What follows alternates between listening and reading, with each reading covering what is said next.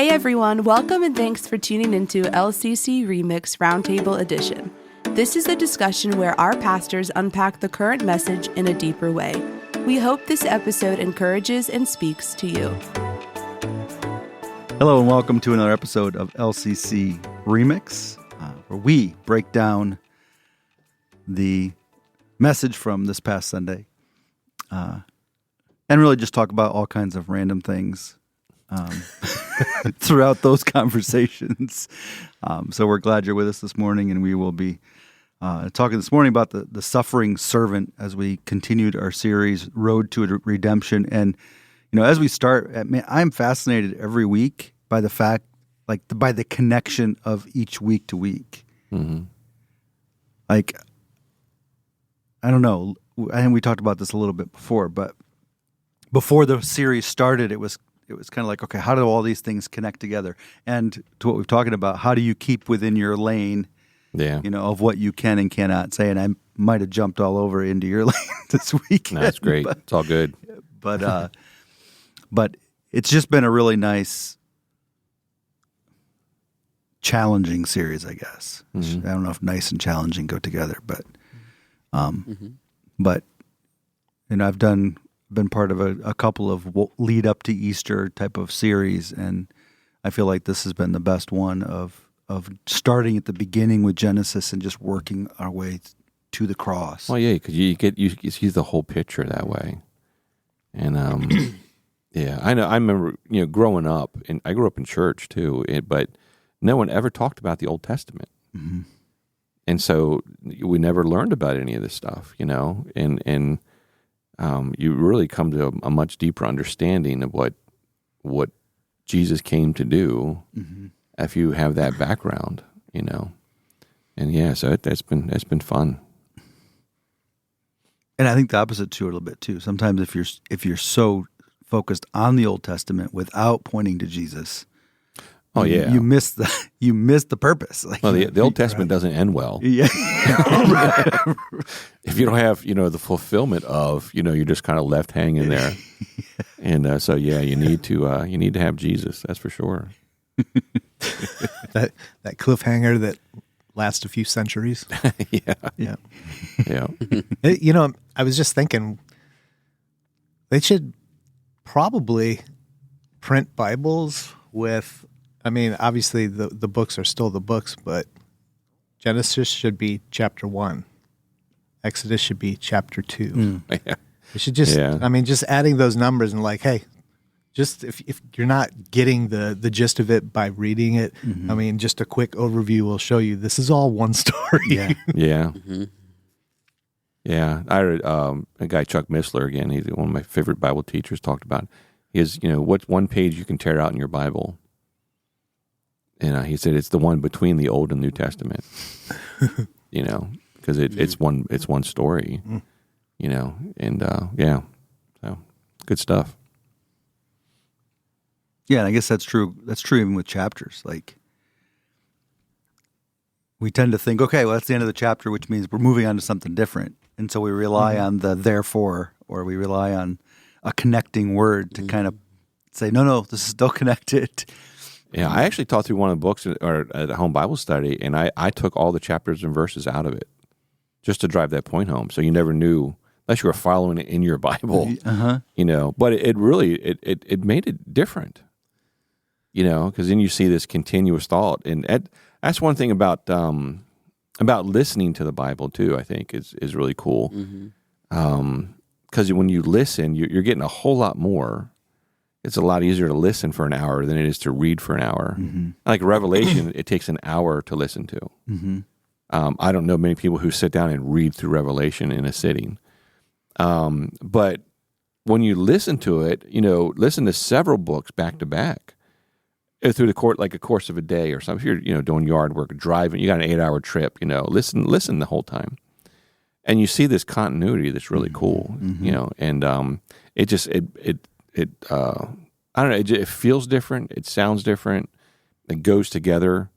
And we've got a really bad habit of pulling verses out to when we talk about things and not seeing the big picture. Yeah. one verse theology type things. Yeah. And so you see the big picture. And I'll tell you, one thing was really not, I don't want to say shocking, but very interesting was listening to Psalms. All 150 chapters of Psalms, did it over a course of like 2 days. But boy, man, it comes alive. Mm-hmm. And then you hear things that you feel like you're listening to the New Testament sometimes. Mm-hmm. But you're going through Psalms. So it's really cool to do that. If you have, it can be done. It's easily done. We have the technology now. It makes it super easy to do that. We have the technology. Yeah. You said before, all of the numbers and stuff, all of the way that it's broken down is just to help us find things. Mm-hmm. Yeah. But those numbers don't necessarily signify like complete thoughts or ideas. No. Which is why having the number there and having it broken into bits like that, it's easy to be able to just pluck things out and take them completely out of context and not get what was going on. Yeah. Yeah, makes it too easy, actually. Yeah, it's always been a problem. It has. So in the context of this week, Ooh, good segue. In the second half of Isaiah 53, and honestly, to that point, like Isaiah 53 is really difficult to not teach from a New Testament perspective. And you can forget pretty easily that this was written, a couple hundred years before Jesus, and about 600 years. About 600 years, 600 years before it actually takes place. Which again, if you're not amazed every time you read through stuff like this, as far as prophecy and how exact things happen, it's just crazy. It's just you can't. The best storytellers can't come up with this kind of stuff, and God is the best storyteller. The best storyteller did come up with this. Yeah, he did. But so I guess the idea of the suffering servant, and last week, Pastor Greg, you talked about the humility aspect of Jesus, and as I was studying this, I was thinking in the context of Jesus was humble and showed humility in the middle of them trying to humiliate him, and so it's, I don't know, that's a difficult kind of line to walk, because they're trying to humiliate you and yet you are, humble. And so I was struck right away in this first couple of verses 7, 8, and 9 about how fact that he was silent. As they, there's. I don't want to mess up your thought. Go ahead. No, go ahead. No, in Colossians it talks about he disarmed principalities and powers, and there is something. He disarmed them in their trying to humiliate him by being humble. Mm-hmm. He took their power away. Mm-hmm. And you think about by not showboating or trying, whatever word you want to use there, he took their power away. You have say someone's trying to belittle you. If you start out and go, yeah, that's true. You've disarmed them. Mm-hmm. Now they have no power to belittle you. Mm-hmm. Or go, I agree with you. And now what? Well, it's not fun anymore. Mm-hmm. That's true. And so you actually disarmed them, and that's what he did. Mm-hmm. He took their power away by humbling himself, and that's incredible. When you really think about it. Yeah, it's insane. The more I think about that, like it even kind of segues what you were talking about the week before about how he was an all-powerful God who humbled himself. Mm-hmm. As well. He could do whatever. And it's just crazy. Because the more you think about it, the more you just realize, how much he truly loves us. And only a perfect and loving God could do that. You know what I mean? To show that kind of love. Yeah. It's Steve has talked about this before. I'll just call it the heavenly firepower that he had at his disposal because he said he had broken down different stories of angels and stuff, right? And I was just reading something just yesterday about the angel that overnight wiped out like 185,000 people, right? You think about the ones who destroyed, whole cities, or the one who came through and took out the firstborn overnight, through an entire country. And at his arrest, Jesus, like 12 legions. I mean, we're talking about a story about one doing this stuff, and 12 legions would, it didn't have to go this way, No, but it did have to go this way. 'Cause that's the plan. That's the plan. Yeah. I still, when he spoke, I think John records it when they asked for Jesus, and he said, "I am," which rings back to the Old Testament, of course. And all it had about probably estimated about 200 soldiers came out there to arrest Jesus, and or around. They expected what? Yeah. Well, his fishermen followers are incredible, with nets. And but when he said "I am," it said they all fell down. Yeah. If I was one of the Roman soldiers, I go, "Yeah, I'm out of here." All he has to do is say something.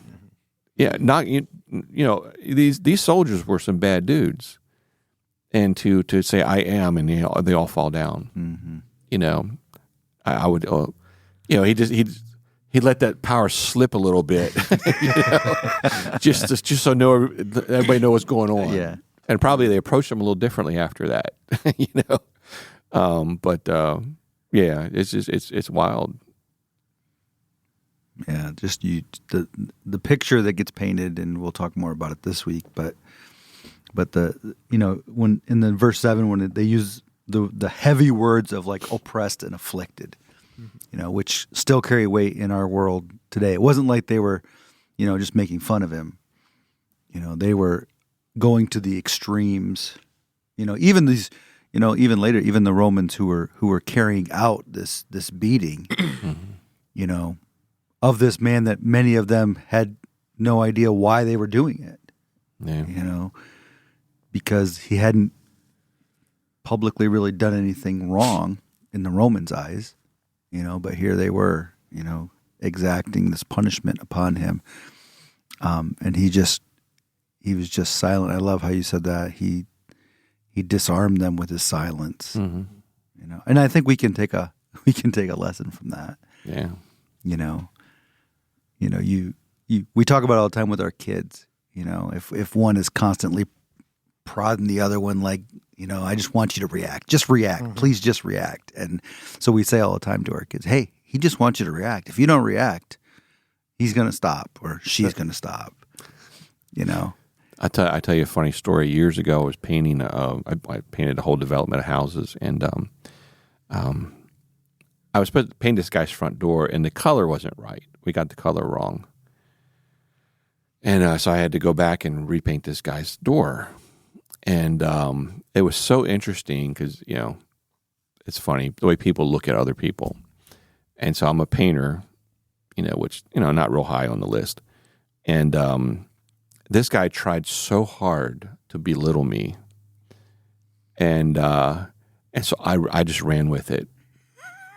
And he goes, "But you could have just painted it white as close as you got to that color." I said, "I have white in the truck. Do you want me to go get it? We can do it white." He goes, No, I'm just saying, yeah, you could have painted it white. You missed the color. I said, "I have white in the truck." And I just kept going back to that. Finally, he got so frustrated, he left. But I knew what he was doing, and so I wouldn't let him do it, Yeah.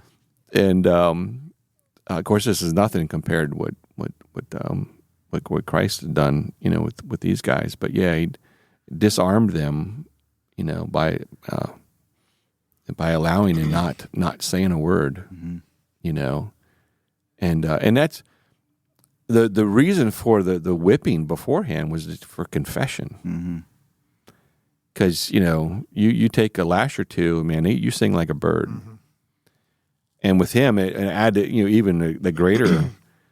It is said that as the whipping would begin, 40 minus 1, 39 lashes, it was to get a confession out of you. And, people would shortly confess and they would let up on the beatings, and so, but Christ never confessed. He had nothing to confess. So in the Roman, it's a thing. It's the pride of the Roman centurion beating him. He's gotten a confession out of everyone he's ever tackled before, and he's working on Jesus, and he's not confessed. So it may have just infuriated. Men's pride, gets in the way. So it just may have, just lit him up even more. And where usually the lashings would ease up a little bit, his may have gotten more intense. And if you go back, we talked about that chapter division. So if you go back to Isaiah 52, the end of 52 is where that chapter actually starts, because it talks about that Jesus was marred more than any other man. I mean, he was beaten mercilessly, just run over, but silent the whole time. And that alone probably just had to shock everybody there, with all the centurions and stuff, because they couldn't break him, and that's that kind of physical abuse, and still, because he had nothing to confess. He'd been making stuff up, which I'm sure a lot of people did, in the moment, you probably sang like a bird. You confessed anything to get him to stop. Yeah. But Jesus never did. So just, it's quite possible that just enraged the guy whipping him, and all the harder he went after him, It's a possibility.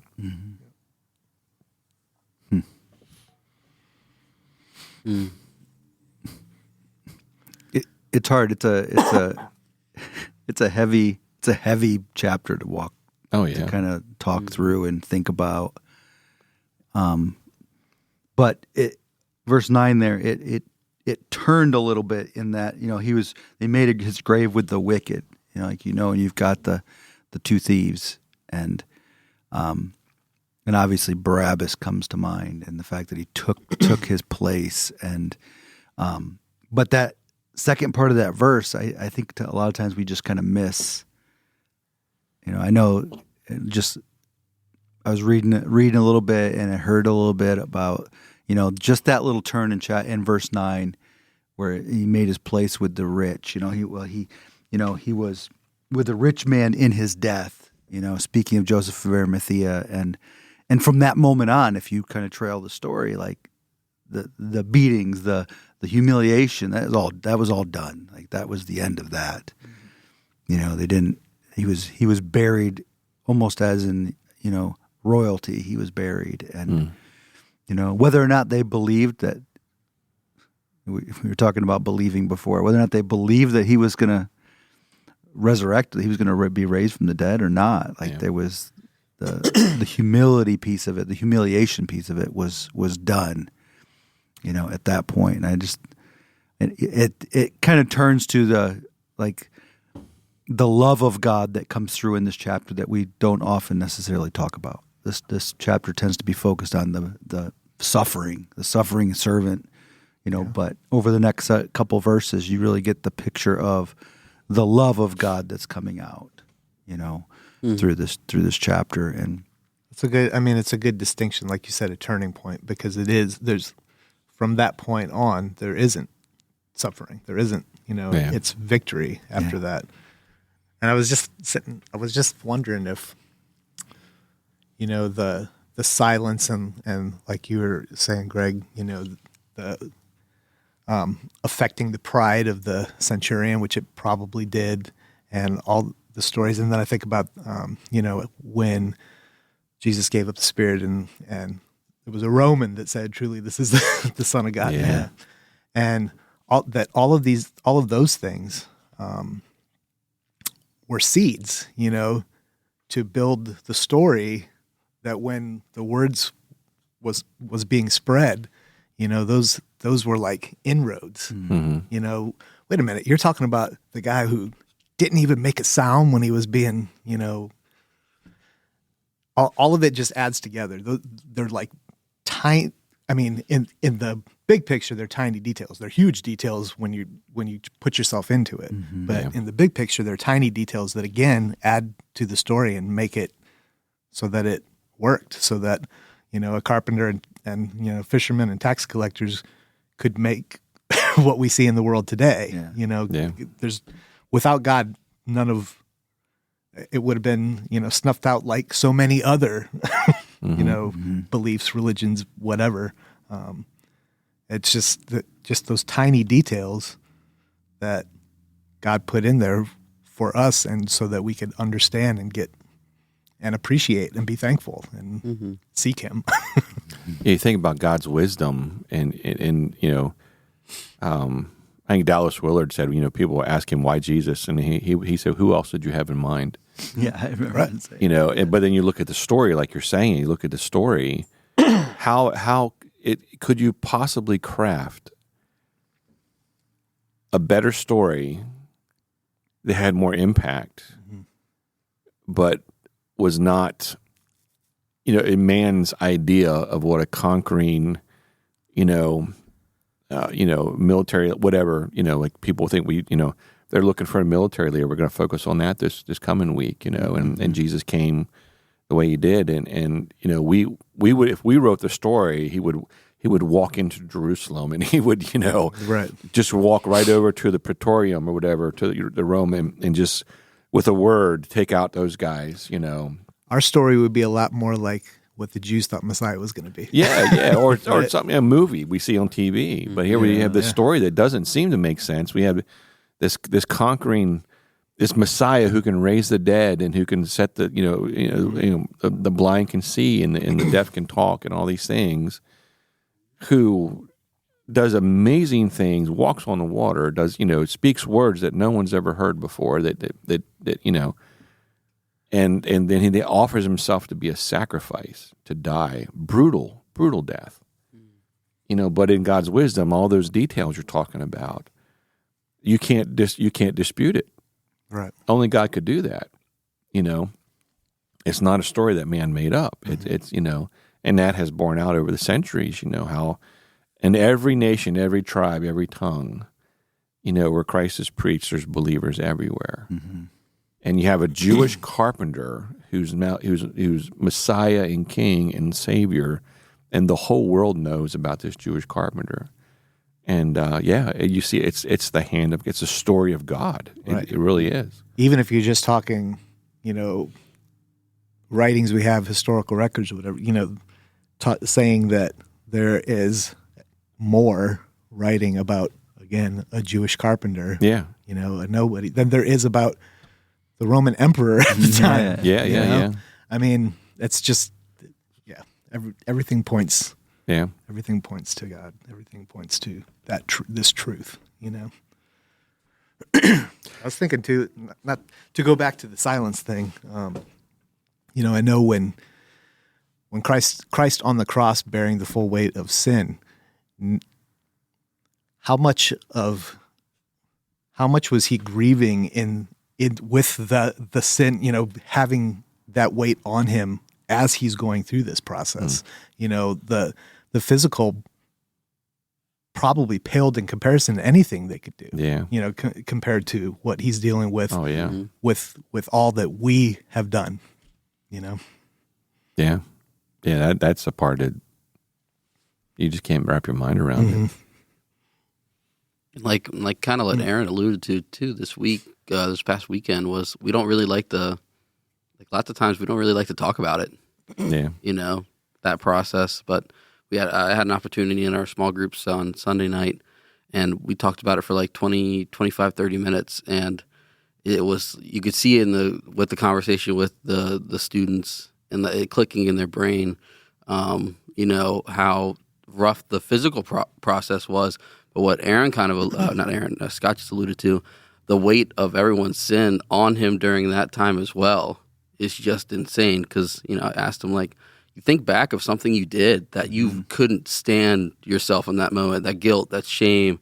And you just felt like, I've had moments where it felt like my heart was getting ripped out of my chest. Now imagine all of yours and the most disgusting people in human history all on you at one point, that's insane. So, To but make it's it important to talk about it, to make it personal and say, think about the worst you've ever felt about yourself. You put that on Jesus. And that's, but that's truth, and we should come to grips with that, because that is what will make us thankful. That is what will make us seek him and love him, because he loved us that way. And he did that not to condemn us, but to save us. That's the big flip on it too. It's like it's definitely. We talk about comfort all the time. It's not comfortable. It's not. People are a lot happier with little bouncing baby 8-pound 5-ounce Jesus. Baby Jesus, meek and mild. Right. Yeah. lot more comfortable with that. Yeah. Yeah, that's amazing. I tell you, you're talking about being buried with the rich, and I just get a kick out of this. There are. I look at this. There's what everybody knows on the street, and there's official documents. Okay, so what were the official documents at the end of the day, end of the crucifixion? So Pilate said he wrote in Latin, Greek, and Hebrew, Aramaic, whatever. King of the Jews. That was his charge. That's what he was. That's the crime he was being accused of. This charge, and it was nailed. Stuck in by the cross or above the cross. There's some dispute about that, but it was there for everyone to read. And it was written in 3 languages, and so there was no excuse not to see what his charges were. And so at the end of the day, when Jesus gives his life on the cross, he is still proclaimed to the Jews' frustration. They're upset about it. He's still proclaimed King of the Jews. That was the official document, by Pontius Pilate. And it's interesting. You take it a step further, and I don't, I'm not a Hebrew guy, but Jews were very into acrostics. And if you take how you would write King of the Jews, the first letter of each one of those words spells out Yahweh. And one guy pointed out it's probably why the Jews were so upset. He goes, no, not that he is the King of the Jews, that he said he was, because it would change that. And that's when Pilate said, "What I've written, I've written." And so that was talk about the official document, the official stamp, the official seal was Jesus, God, Yahweh, King of the Jews, was written over his cross, and nobody could change that. That's awesome. And so brutal persecution, execution, torture, blah blah blah blah. At the end of the day, still proclaimed King of the Jews and God, buried in a rich man's tomb. That's just another one of the details that we're talking about. That worked out the way exactly God wanted it to. Yeah. And man, that's so cool, though. Yeah. So pretty wild. I wondered, slightly off topic, but this Randy and I talked about this recently. So when the veil tore from top to bottom, did the Jewish leaders, were they just like, well, let's fix that and go right back to business with no because that's a very, I don't know, that just seems like, talk about people who wanted signs and stuff. Like, how could you just go on about your business with something that's completely could only happen if God wanted it to happen? What a coincidence! Imagine being the guy in the temple. Yeah, right. When that happened. Right. It's probably one of the great cover-ups in history. He was killed a couple days later. I find by a carriage. I saw it. I saw the whole thing. Like, take that guy away. Zedekiah was never heard from again. This is just an observation, and I don't know if this has anything to do with this or not, so I'm not going to say it does. But I find it interesting. In the Gospels, you hear talk of the Pharisees were in charge. And you hear Jesus is always dealing with the Pharisees. Sadducees were around, but he was always confronted by the Pharisees. After that, the Sadducees it seems to be in charge, because now in the Acts we see the church, they're always confronted by the Sadducees. So was there we do know a lot of priests became believers. We do know things like that. I'm sure the guys standing there probably were included in that group, But was there even just a shift in power? Power shift. Because the Pharisees were so demoralized or whatever, that there was a shift in power, and they kind of fade away, and the Sadducees are now the big players with the early church. And I don't know if it's connected. I think it would be, but I can't prove that, But it is an observation. Yeah, that is. I mean, it's. Yeah, someday we'll have the full story. All of those little, because I mean, in our entertainment world that we live in, that's the best dramas give you all these little back stories that connect towards the end, and and of course they always create the villain as like by the end you absolutely want him to die in the most horrible way, and when it happens, it's like yes. Yep. When it's written well, then that it inspires that, right? Yeah. And like we said before, nothing has ever been written as well as this. Yeah. To inspire you. Yeah. Yeah. I guess what the verse to struggle with, I guess, in this section is verse 10, where I had to pull out the New King James on Sunday because there you go. because Hallelujah. I did like using both of them in tandem, though, because the ESV says it was the will of the Lord to crush him. The New King James said the Lord was pleased, Yeah. With it. But, I mean, I think that on a lot of levels requires a little bit of study. Like, okay, so what does that verse mean? Like I mean, it's one thing to say, oh, that was the will, that was the plan, but to phrase it like the great King James did and say, it pleased the Lord, basically to see him crushed. When you read it all, and it pleased the Lord to bruise him in this version, which is actually this is the New King James. That's probably New King James, yeah. He has put him to grief. When you make his soul an offering for sin, he shall see his seed. He shall prolong his days, and the pleasure of the Lord shall prosper in his hand. And that reading it in that whole section makes me think of without death, there's no life. That it pleased him because of what's going to happen because of it, right? Now everybody has an end. Yeah. And it's not just the three of them hanging out.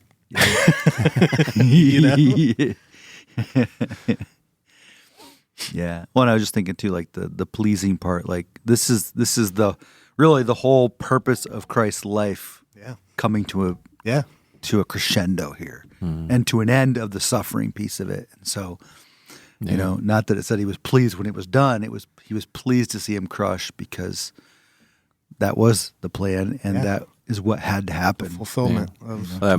That's what provides the hope. That would provide forgiveness. That's what provides the restoration of humanity. Yeah. And if you love your creation, and I think we and it's hard to imagine this. It's hard to think about, but Jesus is God. God gave himself.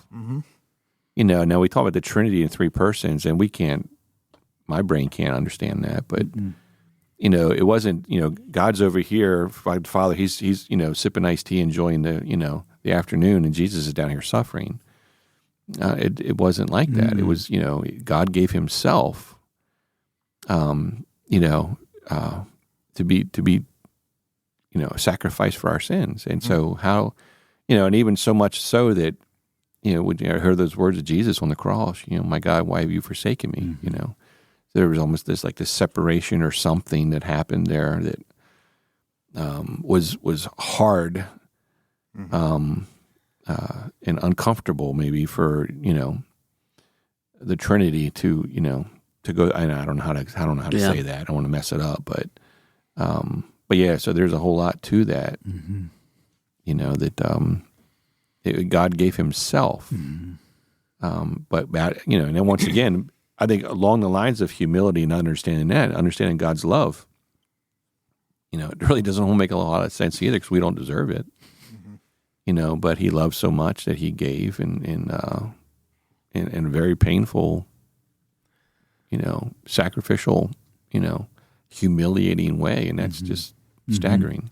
Right. Which is also set apart because it's not like they beat up the sacrifices before they sacrifice them. You know what I mean? Yeah. Like there's more layers, there's more levels to it.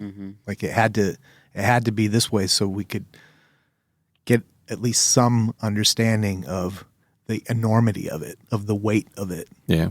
It wasn't just killed. Yeah. I mean, there's a lot more to it than that. So, Well, yeah, you go back and so Isaiah 53. I think it's about 600 years before. Well, and then talking about my stripes were healed. He was crushed, he was bruised, and all that stuff. Wounded for our transgressions, bruised for our iniquities. His stripes were healed. Crucifixion hadn't been invented yet. The crucifixion was invented by the Persians and later perfected by the Romans. And the way of capital punishment at that time was stoning. There would be no stripes, Right. Right. But even so, there's one more proof, that far in advance. God's telling us what's going to happen. But yeah.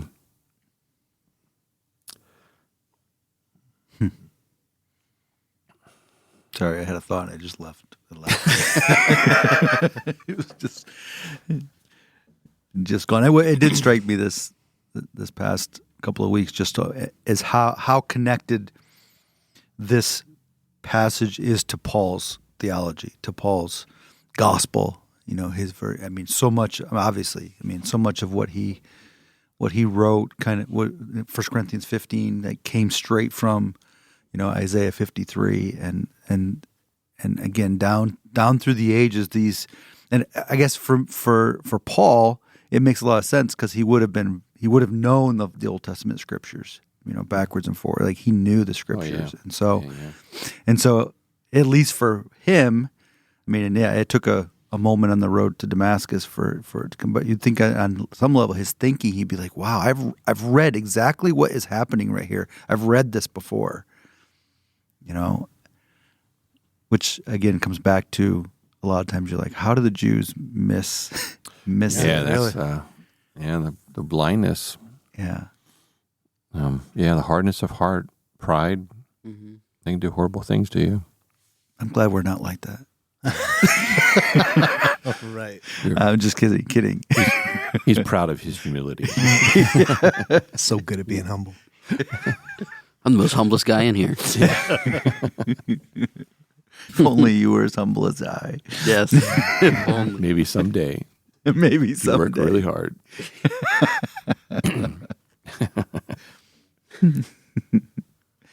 Anything else stick out in those couple verses? Those few verses, those lot of verses?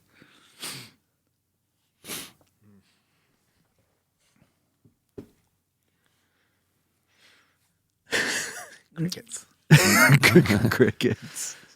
All right. Well. Yeah. Everybody thought that it was over then. They signed off weird that time. They did. You don't even say bye. You just cut the video off. You just hang a question there. Yeah, exactly. Sign off. Exactly. Let it hang. So what do you think of...